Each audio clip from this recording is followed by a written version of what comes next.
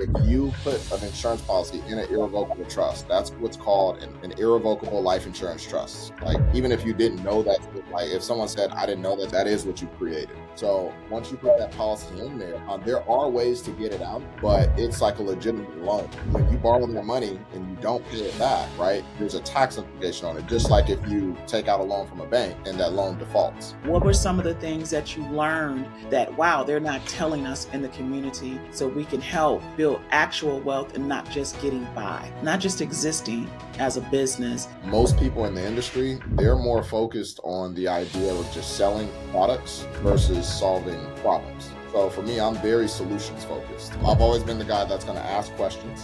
When you say put the insurance policy under another person's name so it's for them, can you explain what that means? For children, there's a stipulation on how much coverage they can have. And usually you're not going to run into a problem with something like that unless you're trying to put a lot of money away. But let's say Bob has a child, he's uninsurable or his health isn't that great. And because he's the parent of that child, he can put the policy on that child.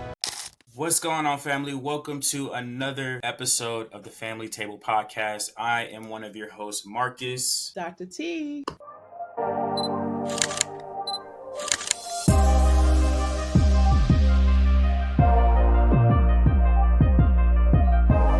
Thank you so much.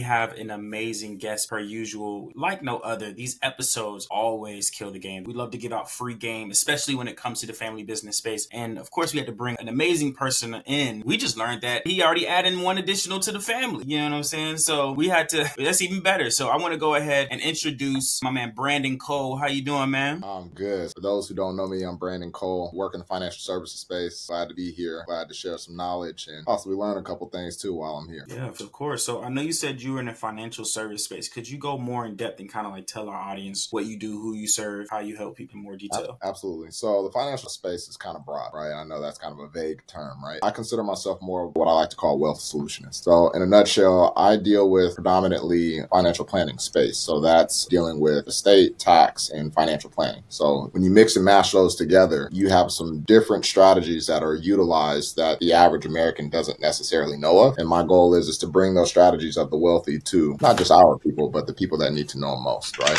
That includes business owners, that includes real estate investors, that includes up and coming high income professionals, or even retirees. So I put a lot of attention towards giving people the education. So estate, tax, and financial planning. And when you factor that in, those tools, and when you mix and mash them together, it creates a type of strategy that the average person doesn't necessarily always know of, right? There's things like exit planning for business owners and real estate investors that they get to these positions where they've created enough assets, they've created enough wealth for themselves, but now they need to figure out a way to transition it onwards to their family or transition that into income, right? In the most tax efficient way possible. There's strategies that are used for up and coming W-2 employees or business owners, right? Where we find ourselves making a lot of income, but we don't necessarily know how to magnify it, right? And this is where that advanced planning aspect of things comes into play. So we're using untraditional financial methods around insurances and estate taxes or and estate planning that put these individuals into places to do things that they wouldn't normally be able to do with their money. Interesting. That's awesome. So dealing with the taxes, dealing with the estate planning. So do you do wills or do you do trust? What do you do? I have what you would call a professional roundtable. So the goal is eventually for me to have either an RIA, so a registered investment advisory, or a family office at some point in the near future. But for right now, I call my team a professional roundtable. So yeah, we know about the family offices. Yeah. So when it comes to,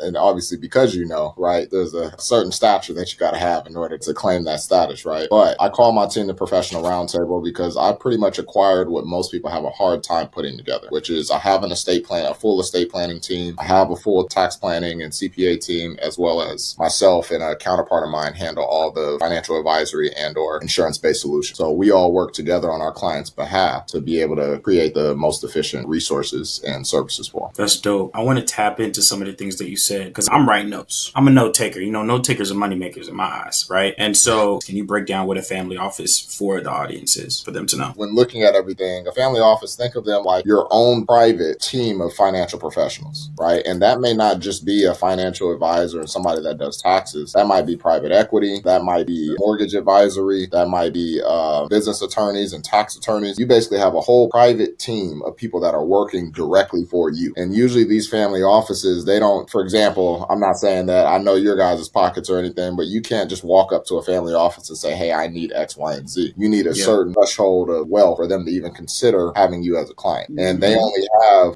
so many families that they service. And sometimes they only service one family because that family is so wealthy, right? So at the end of the day, I know a family office like that's the ultimate goal, right? Down the line, hopefully not too many years out there, but down the line for sure. But the goal is, think like that now, build a team like that now, so that when I do get to a position like that, whether I'm working with these same people or, I advance in my career and maybe I'm working with others, I already have the idea of how it's supposed to work. But what's a good money threshold for a family office that you've seen from your experience? When looking at everything, it really all determines. Most people that I've come across have dealt with investment advisory, but when you're talking about a family office, you're talking about the ultra high net worth. If not a very successful 8-figure income or 8-figure net worth, you're talking about 9 figures and above in most cases. Yeah, it's not too many people I've dealt with. I've only met a couple that are in that space. But when you factor in like registered investment advisories and things of that nature, that's where a lot of your syndication, like real estate syndications, real estate developments come into play, private equity and all that type of stuff. Like when you're starting to dabble in that type of money, you're an accredited investor. That's where you switch over into that realm. It's kind of cool because I've been in the industry for about 8 years now. When I first started off, obviously I was just a basic insurance professional. I was offering the same tools that just about everybody else could offer. And I was not the best fit for the industry. Let's just put it that way. And I think you guys know what I mean by that. I wasn't as polished as I am now. My beard was a lot longer. I had dreads at the time. I was fresh out of playing professional basketball in another country. And my reasoning for getting into the industry was my father passing away. So when my father passed away, that was like it almost felt like they snatched the glue out of the family's holding, right? He was literally the rock for the family. And him passing away suddenly, like no one expected it. It's not like he was unhealthy or anything of that nature. It really put us in a really tight spot. And that was our first time ever talking about finance. Personally, getting into the industry, it was because I fell in love with the process of getting ourselves out of the hole that we were in, and also me wanting to help others and that fulfillment of helping others along the way. And naturally, as you start to progress throughout your career, you meet different types of people. They introduce you to the right associations. Eventually, you start to find yourself in circles and around people that you would have never thought you would have met. And because of that, I've met some very powerful people who kind of influence like the way that I do business now. And even now, like I just really have a big goal of just helping a lot of people. And, I got kind of it's an outlandish goal for sure, but I got a goal of putting $1 billion of wealth into the people of color community. And the reason why I say that is because putting $1 billion of wealth is not just a matter of just giving people money. It's giving them the resource, giving them the protection that they need, giving them the access to financial instruments that they didn't know they had. And by doing that, you're able to create longevity or create legacy as opposed to liability. So with that being the case, over the years, because of the people I've met, it's really just kind of opened my eyes to what's possible. And with me being 32 now,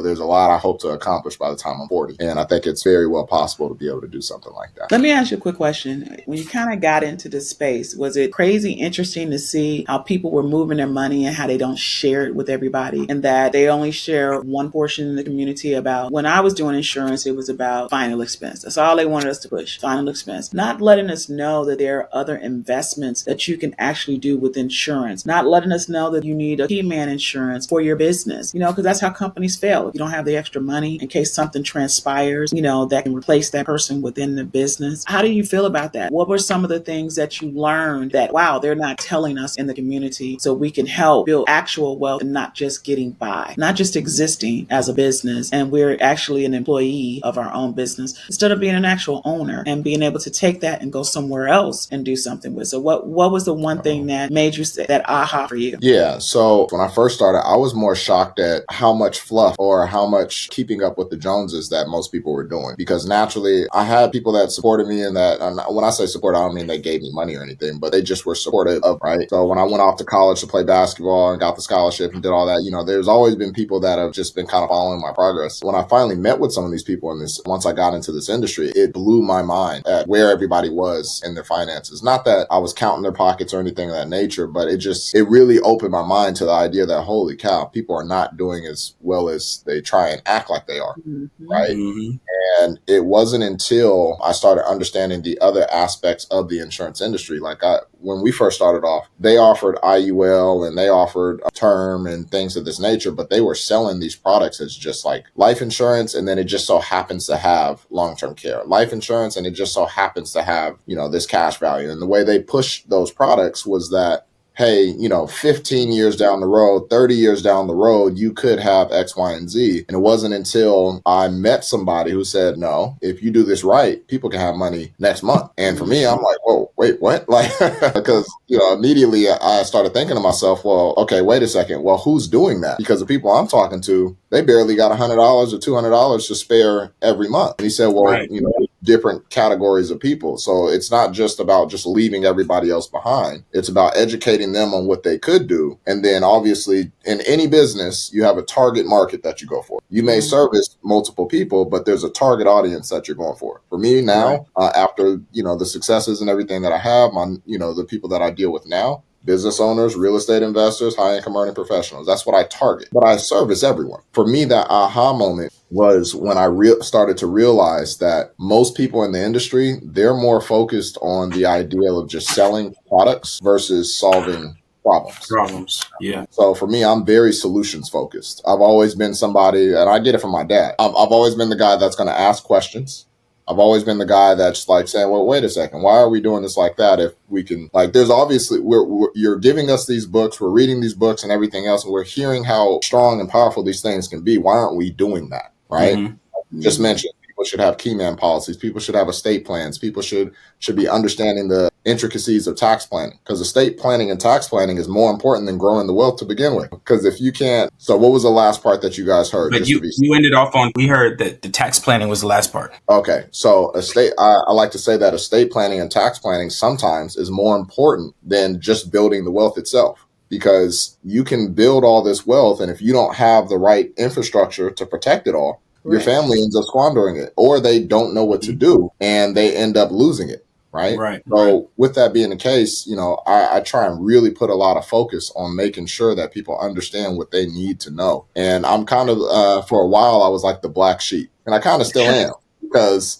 I put a lot of attention. I am anally focused on making sure that people have the education that they need and not just fluff, because there's way too much of that out there right now. Right. Especially after 2020. When the whole social media boom happened and all the gurus and everything else, my friends and I, we joke around about it. We always say, man, the grifters, right? The guys that are always just pushing a product and pushing, their weight loss thing or pushing their credit guru thing or whatever it is that they're doing. People paying thousands of dollars a month just to get basic information. It's like, man, that's crazy. I couldn't sleep at night doing that.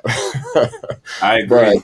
Level of guilt that you feel, especially when you take somebody. Yeah. Mm-hmm. But that aha moment for sure was when I started to realize that the majority of the industry is just more focused on making a quick buck than they are solving a problem. And me personally, that's so true. That's so true that you said that. I didn't mean to cut you off. I'm sorry. I don't know. It's fine. Me personally, I just, don't get me wrong, need to make money, right? But the fulfillment, I don't know, it's just something in my soul that fulfillment aspect of things is not there. And I just don't feel good about that in that aspect. So I have things in place in my business now that, if people need basic services, it's pretty much automated now. So I don't need to feel like I'm just pushing something to them, right? And that way I can focus on, the fulfillment of solving problems and helping people get to where they want to go. So, and I want to ask a quick question, and I want to tie it back to the family office side of things. I know you mentioned before that you want to bring high level ultra wealth strategies to an average individual. How do you feel about a digital family office? I think it's very much the same concept. The difference is just the technicality of it, if that makes sense, right? Because that's when I call my professional roundtable, that's essentially a digital family office, right? The only thing I try and be careful with is language, right? Because I deal with a lot of folks that don't always look like us, right?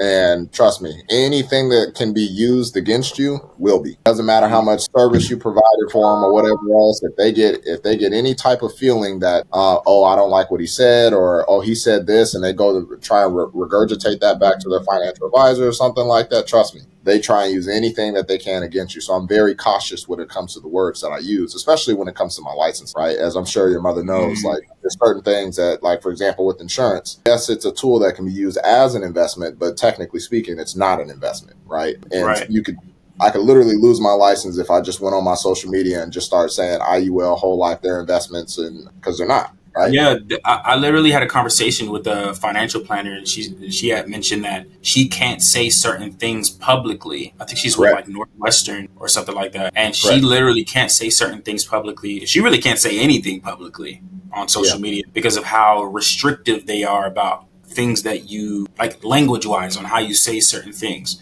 So like that, that was a new thing for me. I just learned maybe like a month or two ago. I was like, wait. So then why are so many people on social media talking about insurance, like easily speaking, you know what I'm saying, that are certified financial advisors or planners, and they're saying things like it's nothing. I'm guessing, different companies or like why do you think that's the case then?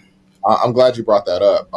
I got a couple videos that, like, I'm doing more long form content, right? That's why I kind of started doing the podcast and everything else. And one of the first videos I did in the podcast, we were kind of talking about like different things that's out there in the industry. Bro. Yeah. So each time I see you guys, each time I see you guys freeze, I stop talking. So that's how I did. So but yeah, so basically what we did in that podcast that we were talking about is just different, myths and fluff or BS, as we like to call it, that's out there.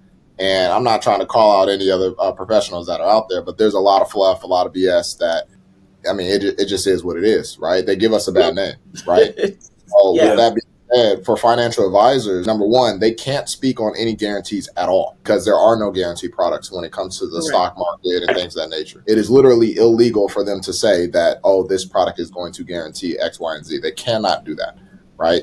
For insurance professionals, it's a little bit different, right? So we don't have the same regulation, although we still have the same fiduciary responsibility to do what's right for the client. Now, with that being said, when it comes to insurance professionals, like you just asked, well, why are there so many professionals saying, oh, this investment or this or that, or these outrageous claims of interest rates or whatever else? It's because it's a low barrier to entry to get into the industry, which they're changing now. And on top of that, any and everybody can get on social media.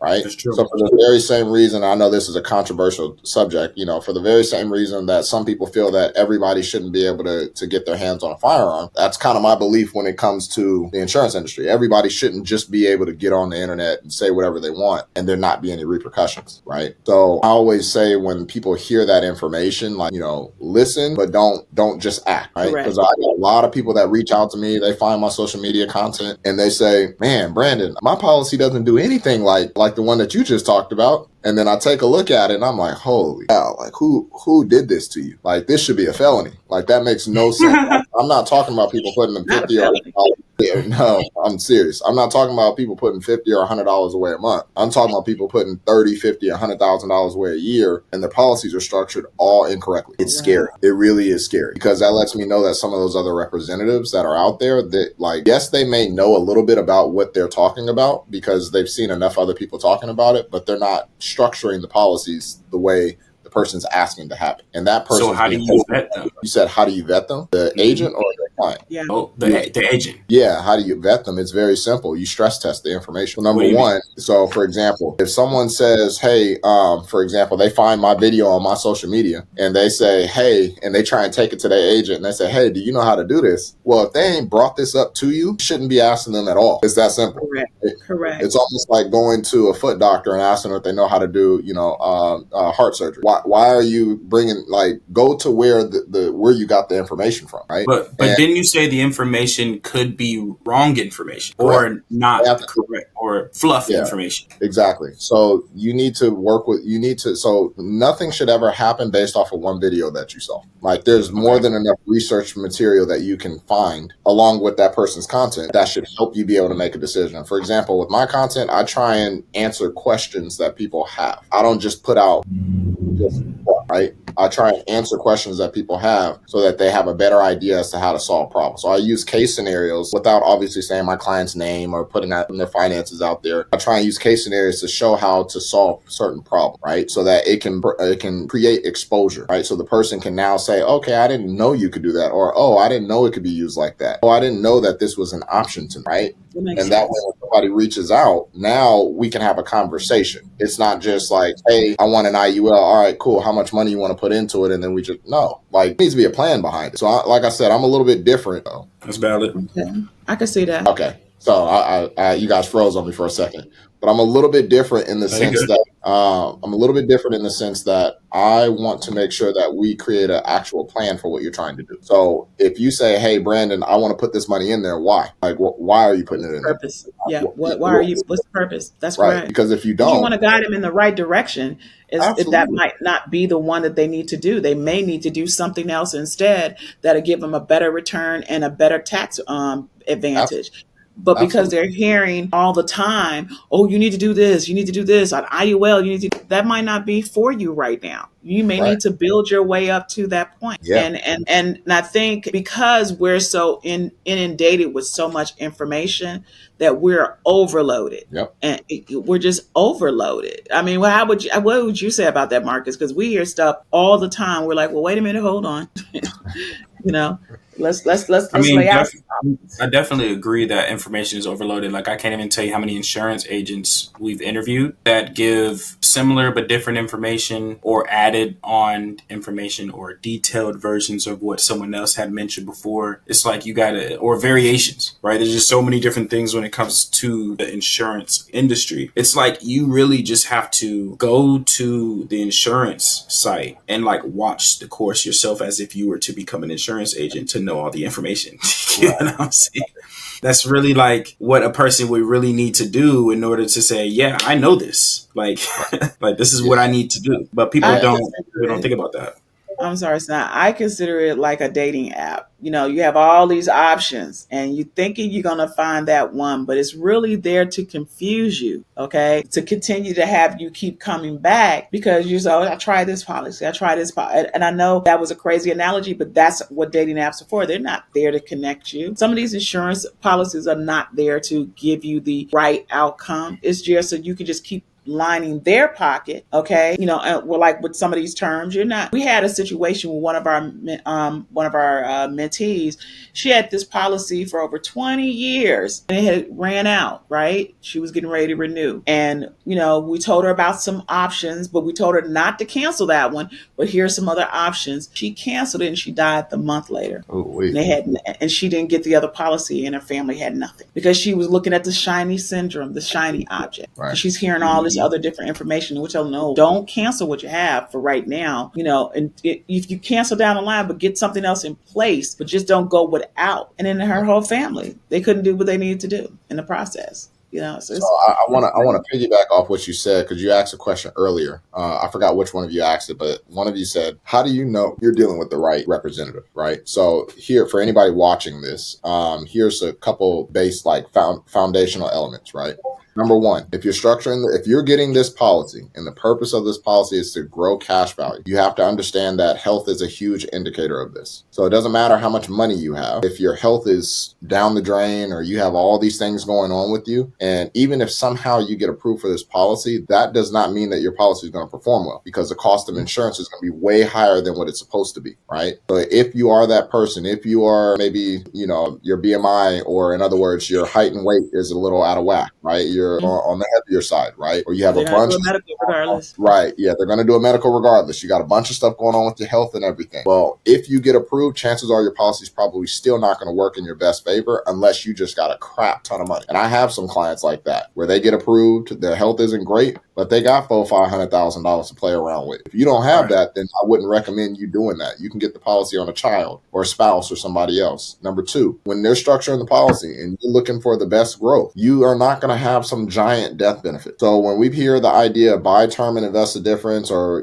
get a permanent policy, that doesn't mean you get the permanent policy and then you get this giant death benefit on top of it. You should have the minimum death benefit. So what you should be asking the agent is what is the minimum non-MEC death benefit? So if you're wondering what the term is, I just said it. Write it down. What is the minimum non-MEC death benefit? MEC. I'm sorry. MEC, correct. That way, if hypothetically speaking, like for example, I got a handful of clients right now, they're in their 50s and they're trying to, they got some annuities and 401ks and stuff like that we've helped them with. And then they're trying to maximize their money tax-free that they can with this extra cash flow. And they're saying, well, if I can put away, $15, $20, $30,000 away a year, how do I maximize this, right? Well, we get them their IUL, and guess what? Their death benefits are only like $100,000. It's not 500, it's not $1 million or anything else. But of course, they still have an insurance need. That's what term is for. We purchase a term policy that either can be converted into the IUL so that they can put more in there if they need to, or it's literally there as like a return of premium or something of that nature, right? So that way they have the death benefit that they need in case of an emergency, right? They pass away, $1 million still pays out, right? While the IUL is being used to maximize their cash value, right? For their growth. Exactly.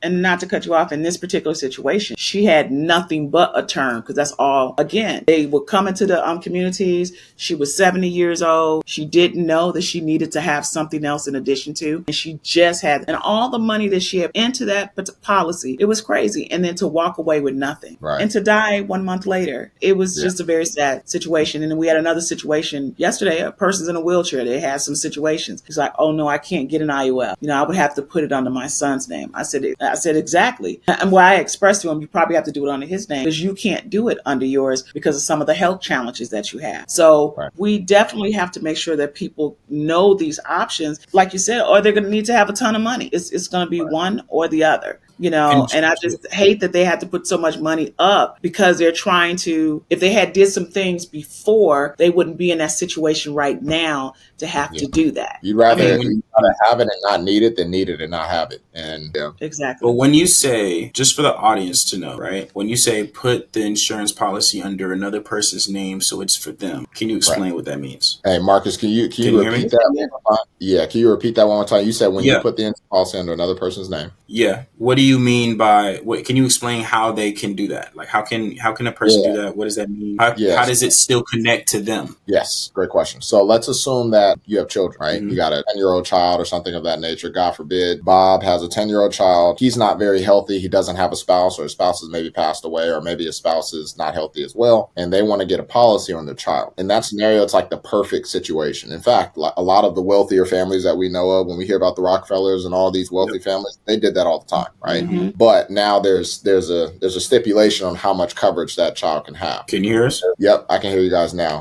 I'm starting to catch you now. So whenever the screen freezes, now I'm like, all right, let me give it a second.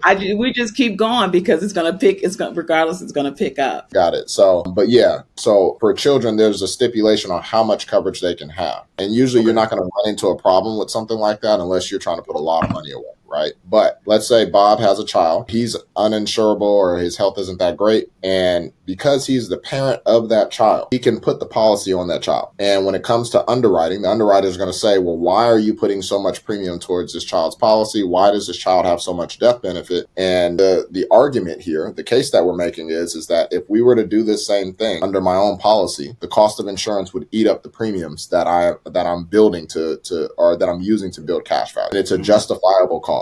Right?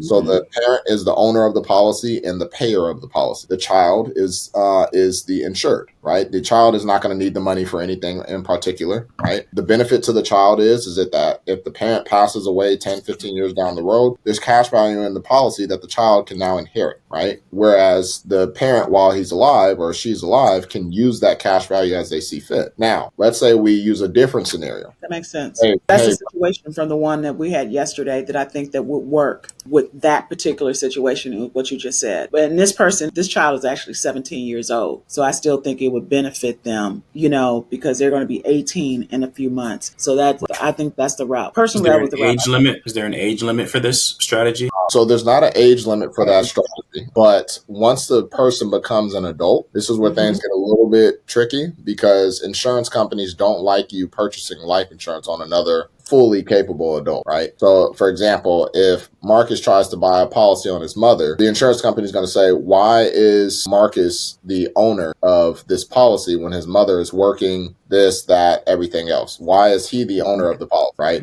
They're gonna push back on that hard, right? Now, you can have a trust be the owner of the policy. There's not going to be any issues whatsoever. That's why we always recommend getting a trust, right?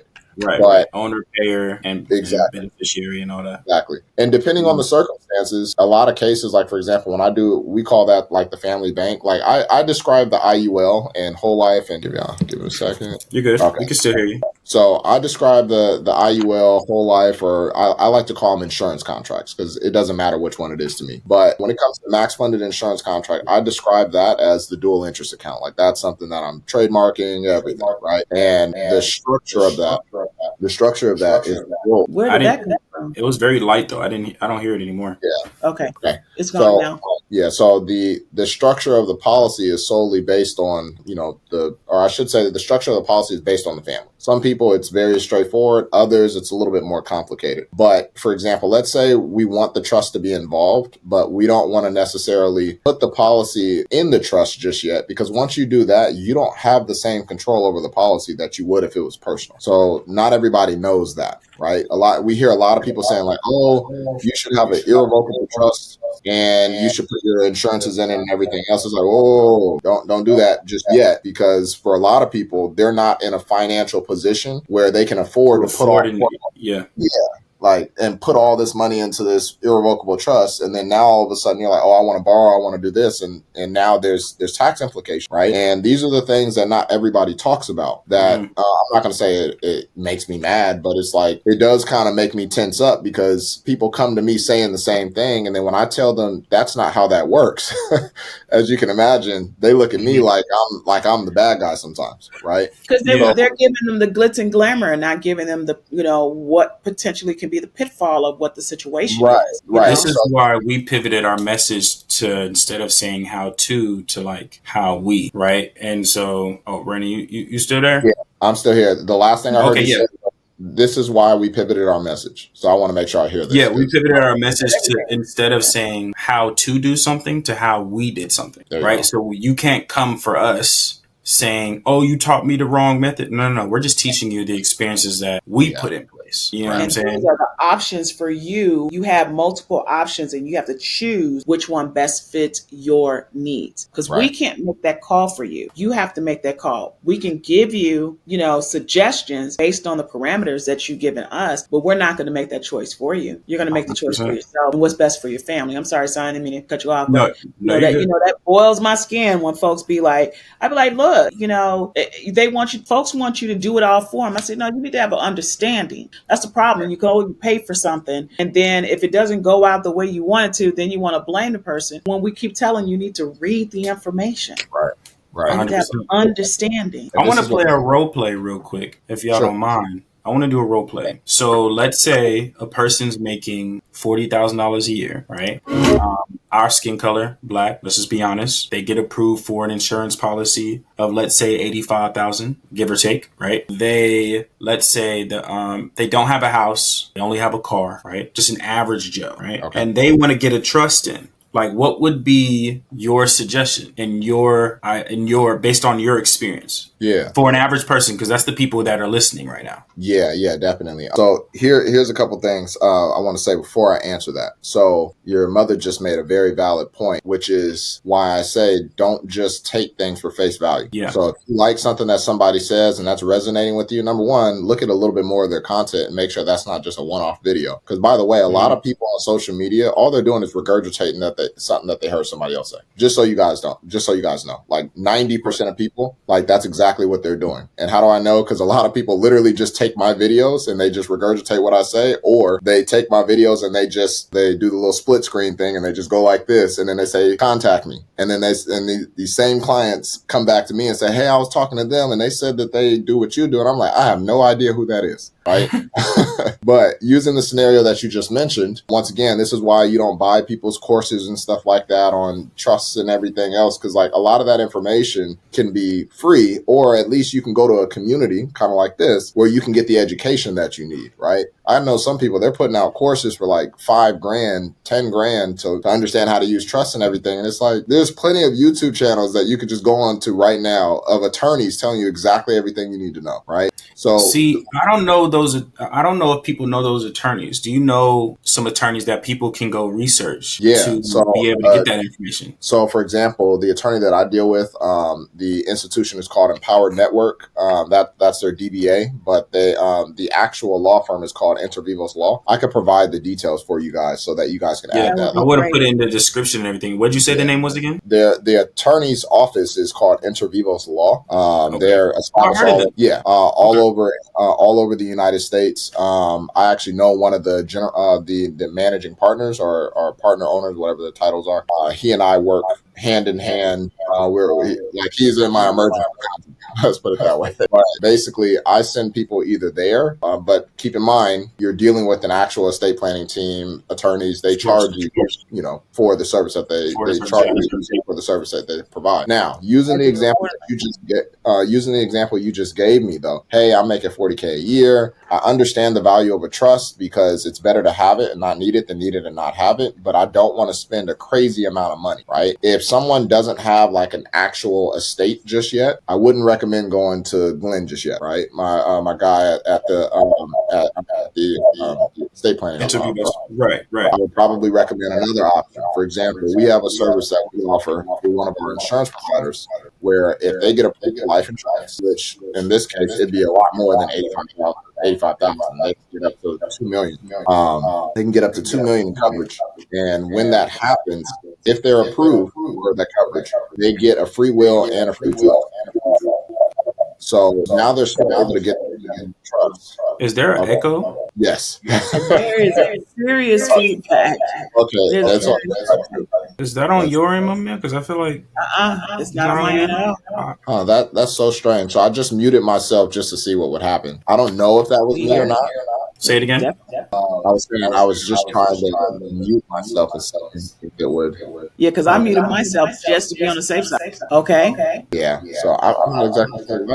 It's all good. It's all good. I got 2 more podcasts, and I'm like, ooh, literally have 2 more podcasts today.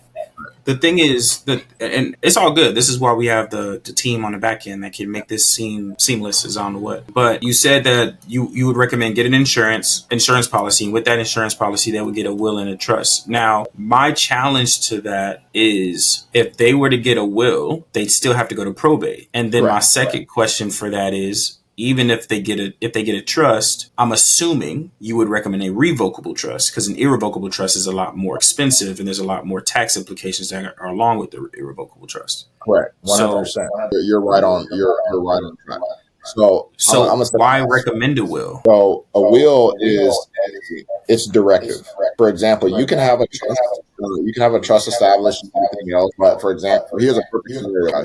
Let's say you have a child that is on the spectrum, or that has some type of mental disabilities or whatever the circumstances are, and something happens. You can have all these assets and everything in the trust, but if you don't have a will, the state will decide who has control of that child.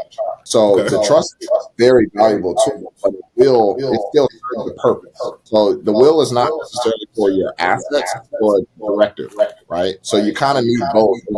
Not in everybody's will, right? But let's say 30%, maybe 40% of Americans, they have some type of scenario like that where they have a family member that needs to be catered to. And if you don't have the proper will in place, it's very easy to have this looked over because we're just looking only at the trust, right? So they both are important. And if you don't need the will, guess what? You don't have to use it. It's free anyway, right? Right. I mean, it is free for sure. Now, with that product, right, that I'm referring to. Now, I know some people, they charge for wills and all that stuff, but I would never recommend that. You can literally Google a will Exactly. and Right. not need to pay for it. Exactly. So when you factor that in, when it comes to trust, I'm just going to say this from my experience. Most people that I deal with, if they're in a certain position financially, let's say they're not making multiple six figures, they don't have an elaborate estate, or they don't have businesses and everything else, or multiple real estate properties, they do not need an irrevocable trust. Like, I know that a lot of people think they do, but financially they're not there yet. Right. Mhm. And a lot of people think that, oh, if I get a revocable trust, the government this, and it's like, dude, you don't have anything for anybody to come after yet. So you might as well get a revocable trust. And as your wealth increases and everything else, right, you add to that trust. And then guess what? You can always convert it. You can always convert it. All it is just a revision. You don't have to go get a new trust and everything else. It's just a revision. And the question then is, well, Brandon, what happens if I die? Your revocable trust automatically turns To an to irrevocable trust. Correct. So there's absolutely no reason you're making $25,000 a year and you're stressed out about getting an irrevocable trust. And I hear Nothing control everything hype. right. Which is important. Like you said, there are levels to this, right? So There like you go. what I like to kind of always do is like there's lower, middle, upper class, right? And so I always like to say like lower class, depending on, let's say 60,000 and below, or even below six figures. Let's just say that they don't really need they don't really need a irrevocable trust.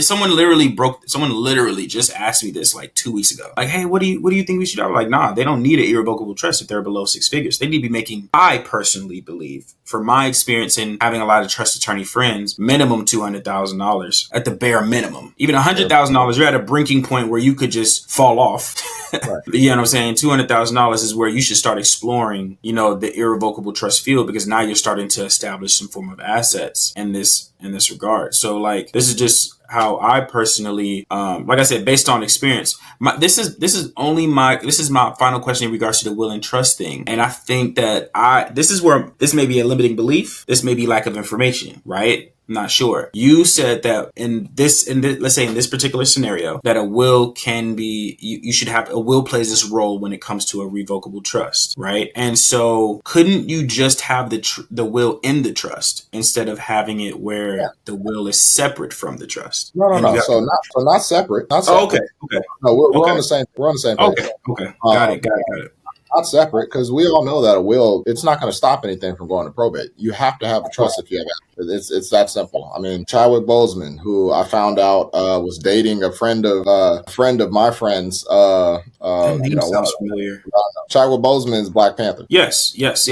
So unfortunately, supposedly he didn't have an estate plan and a trust in play. Who was it? Aretha Franklin didn't have one. Yep. There's quite a few Prince, and I mean, I know some of these people are escaping my mind at the moment, but James Brown and Michael Jackson's will wasn't even together to completely either. I mean, his trust, it was crazy. Right. And here's the thing, when you got stuff that's going on, there's still ways for that stuff to be pierced. Even right now, if you go Google it at this moment, some of his family, I think his children, have been pierced the corporate veil. Basically, I'm trying to use the right terminology. I can't think of it right now. Basically, they've been excluded from the trust at the current moment because there's some stuff going on legality wise that they're unable to access the money that they were supposed to have access to. Oh, wow. So at the end of the day, if you don't have a concrete or an absolute trust established, and it's not just about having a trust, you need an estate planning team. Like, you need people that actually know what they're doing.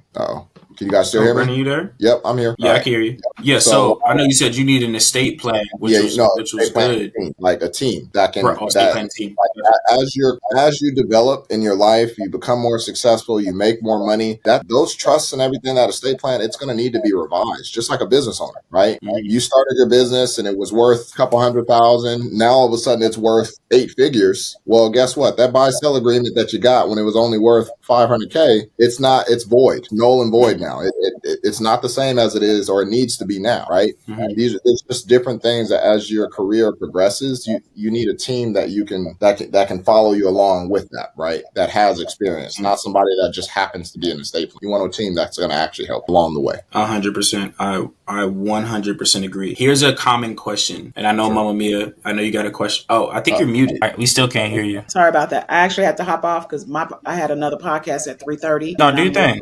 But I wanted to finish hearing what Brandon was saying. That was the problem. I was texting him like, because he dropping stuff, y'all. He dropping all the good stuff, and I'm like trying to stay, and I know I gotta go, and I'm sorry. We gonna continue it. It's all good. So you can watch the recording. I'll ask all the questions. No, I want to be online. I'm sorry. I don't mean to cut up. But thank you so much. I really appreciate, because again, this our talk. You know what I'm saying? And it's like people just don't understand. But I'm gonna turn it on over to him. Thank you for your time. I can't wait to talk more on this because, again, folks don't have these kind of conversations, okay? Right. We need to have more conversations because we need to start protecting our family, because if not, they're going to take everything. So I'm going to turn it back over to you, Marcus. Brandon, it was awesome meeting you. Thank you so much for your time, okay? Of course. I appreciate you. Y'all heard it from the queen herself. You got praise, Brandon, from the queen herself. Man, I feel like royalty right now. Yeah, that's good. That's good. Nah, you mentioned an estate planning team. What entails in it? Like, before I even get to that point, right? You mentioned that there's different levels. Okay. To an estate planning team. Last thing I heard was what entails. I'm sorry. You're good. I was saying, when does a person need an estate planning team? Like, what income level do you believe that, okay, this makes sense for a person to have an estate planning team? I feel like once you actually have assets to take into consideration, I think that's when you necessarily need an estate planning team. You can have a trust, right? You don't need an estate planning team for a trust. But when you actually need to start planning for your estate, right? You got kids, you got family members, you got businesses, you got real estate, right? There's assets that you have that need to be planned for your estate. That's your estate. There's assets that you have that need to be that need planning in order to properly diversify them to your family or protect it for future use, right? Mm-hmm. If you don't have that, you don't necessarily need an estate planning team, and the attorneys are going to tell you the same thing, right? The team that I deal with, like if you don't need something, they're going to tell you. They're not just going to get you what you ask for, and that's another problem in the industry. There's a lot of professionals that are out there, not just attorneys, but financial advisors, insurance professionals, attorneys, whatever, where you say what you want, they give it to you, they charge you, and they let you out the door. And then you're like, what the heck? Like, I'm paying all this money and I didn't even need that service. And it's not until you talk to somebody who's legit that says, I don't even know why they even let you move forward, right? Like, for example, you asked a question earlier about the insurances and stuff. You'd be surprised. I turn away a lot of people because they don't have any money saved. Like, the little bit that they got saved, they're trying to put all of it into an insurance policy, right? Or, that won't be a good number then. So it depends. Everybody's situation is different, right? So it's subjective because a lot of money is different depending on who you ask, right? But usually the clients that I talk to, if they are trying to put big numbers away or they have certain goals, like of what they're trying to do with their money, I want to know right off the bat, how much money do you actually have saved? Because you said you want. I'm guessing you're about to give a certain number. Yeah, I want to know exactly how much. I want to know exactly how much they have saved. Right? Because that's going to help me determine what we should be starting off with. Because if someone says, hey, I got $5,000 saved, I want to put $1,000 a month into my policy. No, absolutely not. Because it's just savings is gone in 5 months. Exactly. And they're like, well, yeah, I make $100,000 a year. That doesn't matter. Your savings doesn't show that, right? Interesting. So, okay. Like, what I'm looking at is how many months income do you have saved? And this is not me like saying like, oh, you got to boss you got to boss up before you work with me. No, like, I'm trying to protect you, because if you put that money into the policy and let's say you're 6 months in and then you say, oh, all hell's broken loose. I lost my apartment. The car broke down. I need all my money back out. Well, if you didn't put lump sums into your policy, then you don't have any access. And if you try and cancel your policy, you're going to lose everything that you put in there. So I would rather you not move forward now and not risk us, running into any issues like that. And then we stay in contact, and then we get together in the next couple months.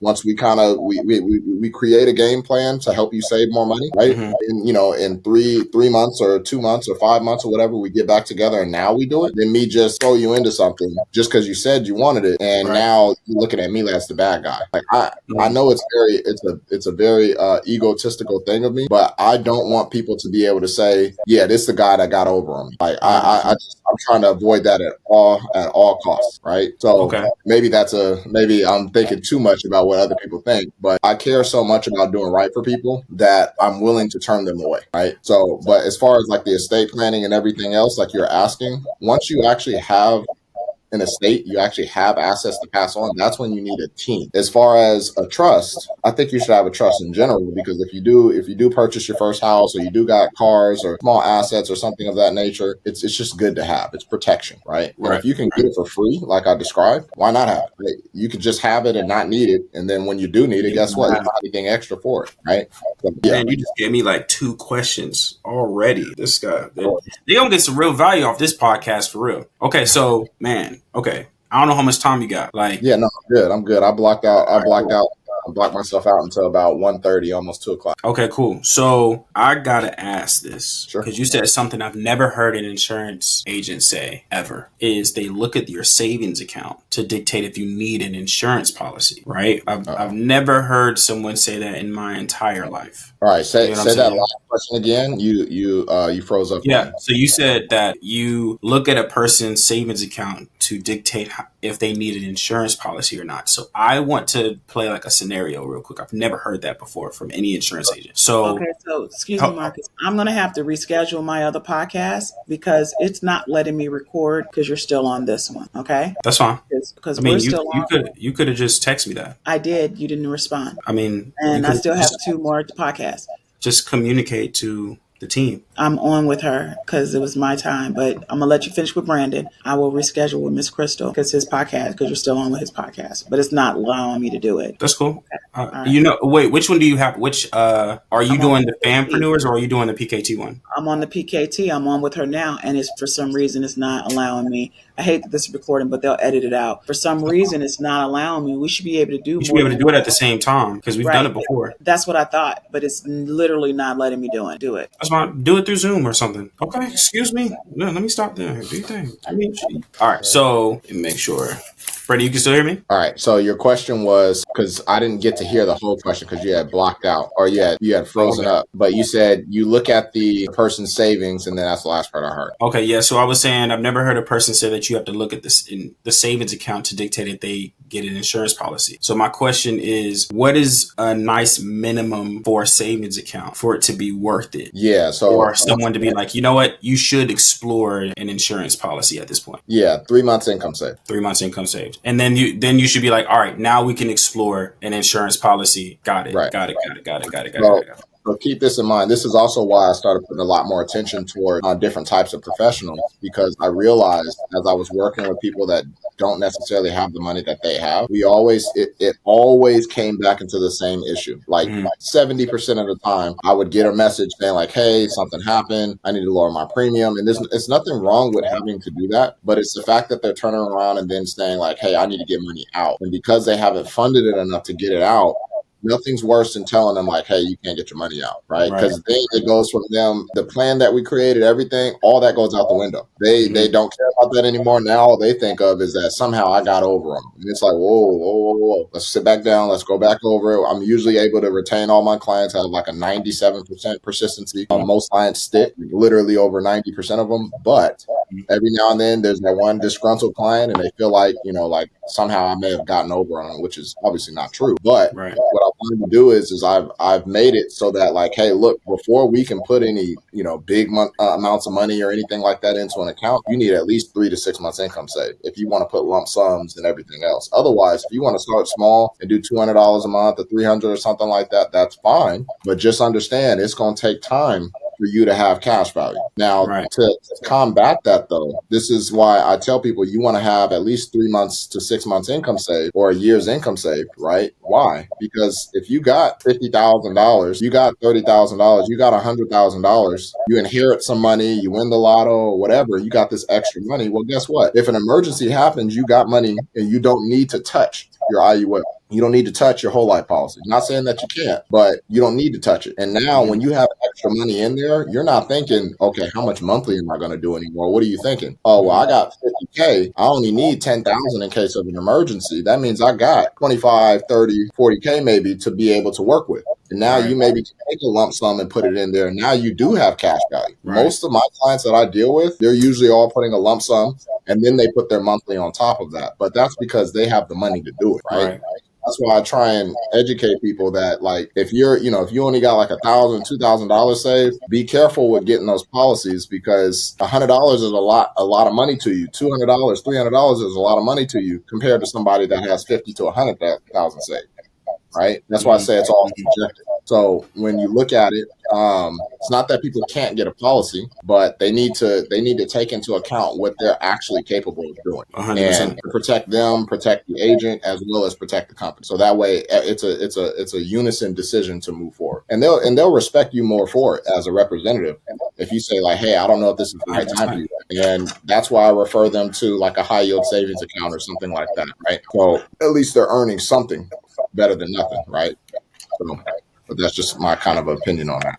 That makes sense. And our second question to that, when you have mentioned people not being ready for an irrevocable trust, let's say we have a lot of people on the internet that's promoting irrevocable trust, right? Obviously, we're promoting on our experience, which is a bit different from everyone else, right? We will obviously, we supply revocable trust if a person needs it. But honestly, we don't target people that are making less than $100,000, $200,000. So we don't really have those type of issues. Now, let's say someone is making $40,000 again, right? They have a car, they make $5,000 a month, and someone said, let's get an irrevocable trust, or they already have an irrevocable trust. You still there? Yeah, I'm still here. Oh, okay, cool. Yeah, let's say they already have an irrevocable trust, and you're like, dang, you got it irrevocable. Should a person like dissolve the entity and just go to a revocable, or should they keep it? Like, what do you think in those instances? In a scenario like that, it hasn't happened too often, because the couple of times that it has happened, the people, like, they weren't happy with what we told them, basically, right? So they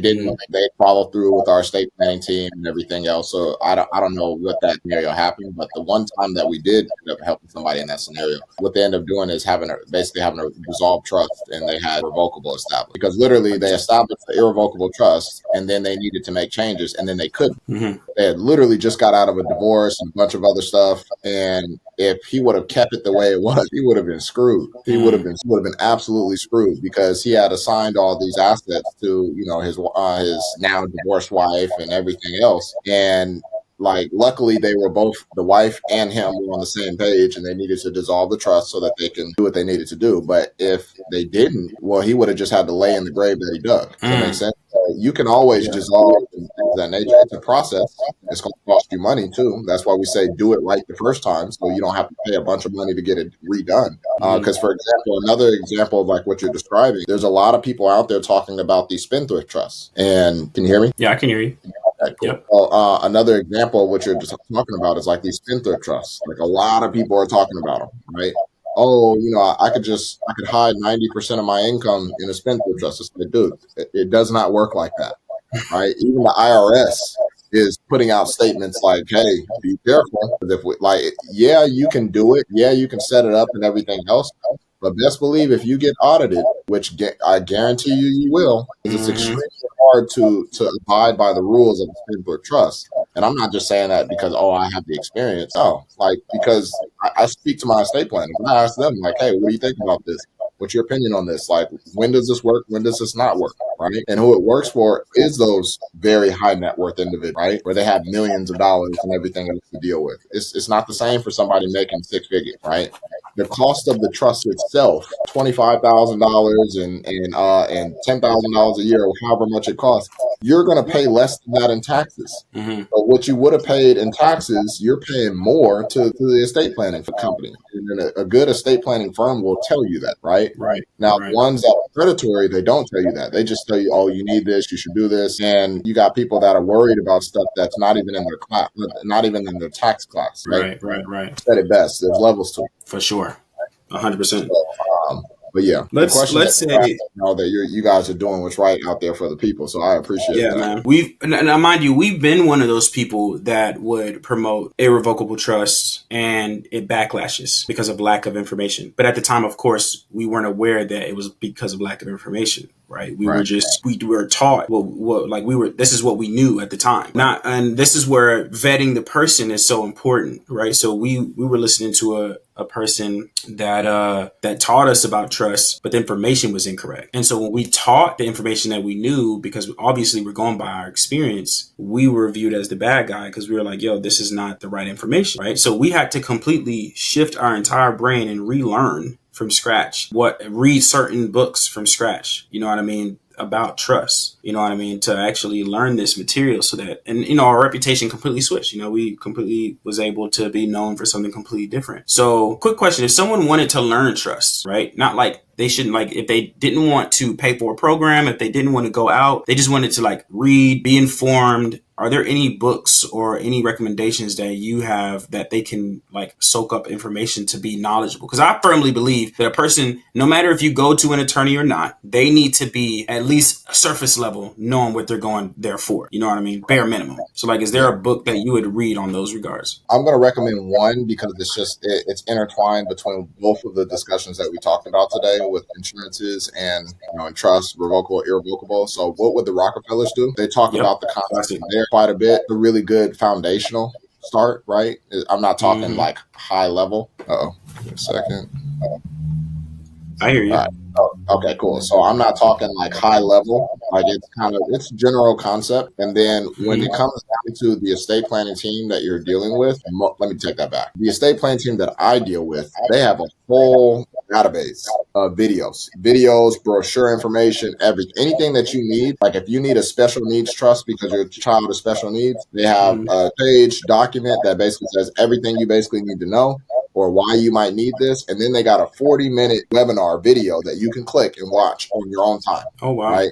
And it literally breaks down everything, right? Now, obviously, everybody's situation is different, but the fundamentals of what you need to know, it's all there. I'm talking like, I want to say like it's at least like almost 20 or 30 videos or something like that. So I can't speak for other estate planning firms because trust me, I've vetted a lot of estate planning firms trying to figure out like, all right, am I working with the best guys? And what I've noticed is that a lot of these guys, they only like working with certain types of clients. They only like working with certain types of estate plans. And the team that I work with, they're universal. They're all the way around, right? And I like them because not only do they provide a lot of resource for people to just, hey, I'm just looking for information. Perfect. I don't need to go out there and become an expert per se. Like I know a lot because of my own experiences and stuff of that nature, but I don't want to try and be the expert because I'm not lame, right? Of course. That's why I have the professional roundtable so that I can be good at what I do. And now I can use my relationships to service the client in a way that they need to be serviced, right? That's why I've been able to get into private equity and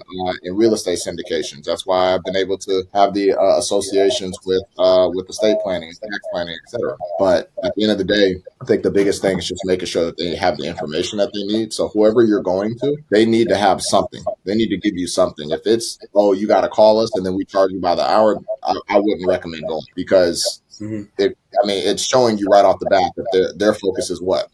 Money, as opposed to making sure that you're taken care of. So that's my opinion. So got you. And I got one last question before we head out. You mentioned, let's say the 40K person that has an irrevocable trust pays a lot more tax implications if they were to borrow against it. Can you go more in depth on that? Like, what are the tax implications? Like, how is that bad for them? Yeah. All right. Sorry. I heard the 40K tax implications, and then the last thing I heard you say was how. Yeah. So how is someone being tax implicated, or there's tax implications if someone were to borrow against the trust? They're making 40K a year. You mentioned that there's a lot of issues with that, right? So like, how does a person that got the trust borrows against it, and how much are they paying in taxes? Like, what's the negative side effects from having an irrevocable trust and they're borrowing it? Yeah. So I'll start off by saying that number one, I'm not a tax attorney, but just for legal purposes, right? But when you have an irrevocable trust, you're removing that I'm referring to if you have like an insurance policy and things of that nature, right? Within the trust. Right. So if you put an insurance policy in an irrevocable trust, that's what's called an ILIT,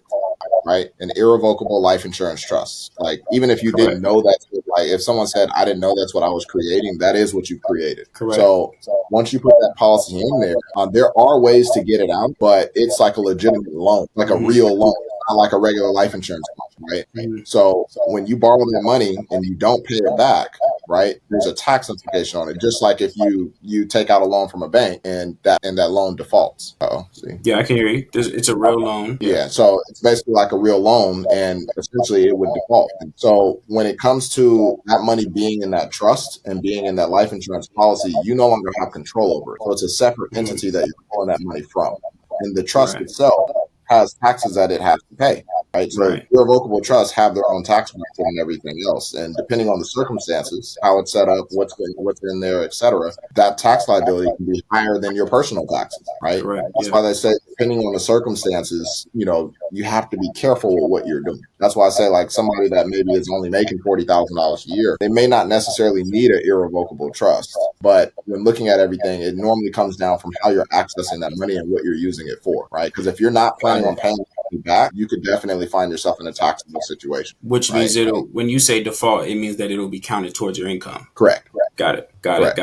Which means you'll be taxed more. Exactly. Now, and with an irrevocable trust, you can set the rate essentially that you're going to pay, that the interest is going to be paid at, right? But once again, where these people are getting in trouble that, hey, I make $40,000 a year, hey, I make 60, I make 80, and they're trying to do the same thing that some of these wealthy folks are doing.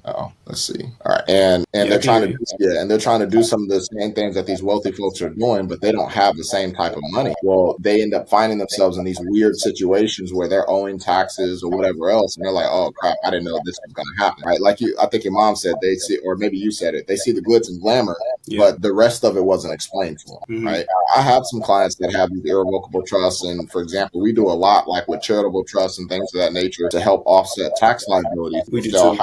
Mm-hmm. And you have to have an ILIT type, right? But they're not really using those policies per se to be borrowing from. It's more like an estate planning tool. They can borrow from it, right? But there's some, at the end of the day, there's a whole plan that we build out, and we say, hey, this is how this works. This is what you can do. This is what you can't do. And this is how that money will pay out tax-free, and how your family's foundation would receive the benefits after X, Y, and Z. Like, plan all that out. Right? So there's no questions there's going to be questions, but there's no doubt. Right. So even if they take it out, they don't pay it back, of course, it counts towards their income and it's removed from their death benefit. Right.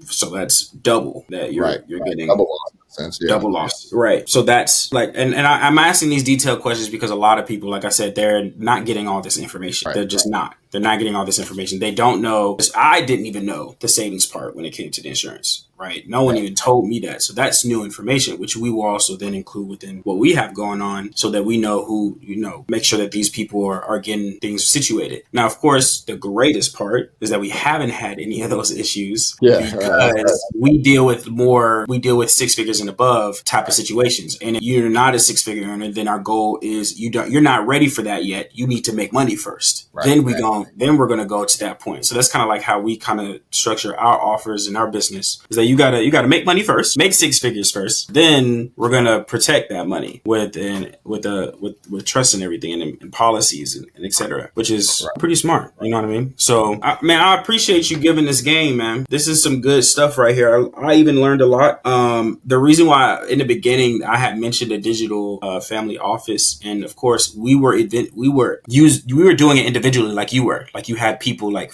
families some people would be an insurance agent, some people would be a trust attorney, and you're kind of like building that, like you said, a professional round table within your family, which originally is how Rockefellers had did it. But nowadays there's this other platform. I don't know if you've heard of this platform, and you may do some research on it, called ARTA, ARTA Finance. And they do, it's like a digital family office, right? Like it's literally like, I can't really explain it. I'll probably show you off the podcast, but it's like, this is a podcast, I mean, not a podcast, but a digital family office, literally legit. Like they got an app, they got their own people, they have their own way of doing things. And, they're leveraging AI and people, you know what I mean? So it's like, they're leveraging technology with it, that kind of helps. But I just wanted to put that out there, as well as with the people in our audience, just so they can explore those opportunities if they have the finances. Disclaimer, you have to have the income. Right. Huge disclaimer. Yeah. You have to have the income. If you don't have the income, then please disregard that, right? I may even tell the team not to input this in here because I don't even want them to even explore that opportunity and mess things up. You know what I'm saying? So, but yeah, I appreciate you, man, for hopping on here and giving the game, because a lot of people don't give this game like they should be. But tell the people, like, where can they find you? How can they reach out to you? Yeah, man. Well, first, I want to say thank you for the opportunity. I hopefully we can have another one of these calls. In fact, I might just have have you on my podcast, man. I'm new to the podcast game, so you're gonna have to bear with me. I ain't got We the, can give, we can give you some game. We've been doing it for years. Definitely. But I think the most efficient way to find me is my social media. I know that my handle's down here, but it's Mr.OneColeWorld. So Mr. period, and then the word one, my last name Cole, and then the word world. So Mr.OneColeWorld. You can find me on Instagram. I'm on TikTok. I'm not as what's the word I want to use. I'm not as active on TikTok. I don't really like the audiences that we have. It's a lot of foolishness on TikTok. So I focus more on Instagram. I think it's a little bit more professional. But you find me on there, and then my social my website links are on there as well. My website links are on there as well. So if people are looking for solutions, if you're retiring soon, there's resources that you could find in regards to annuities. If you're looking for infinite banking, or if you're looking for infinite banking, or if you're looking for the dual interest account as I describe it, that's on there as well. So the resources that I talk about, estate planning, etc., all that's there. So if you wanted to reach me, that'd probably be the best bet. My social media handle on Instagram for sure, Mr.OneColeWorld. Man, look, y'all heard it from the man himself. He's killing it out here. Y'all go follow him. I always say this on every podcast. Think of this as a personal referral. We don't bring people on here that we don't feel that are legit. So make sure to follow this man. Make sure to take care and hit the follow button. This man about to give y'all a whole bunch of game on his content, and I've learned a lot myself. So hopefully this enjoyed. Everyone tap in. Make sure you leave a comment below if you're on YouTube. Leave a review if you're on any podcast platforms, and I will see you all in the next episode. Peace out.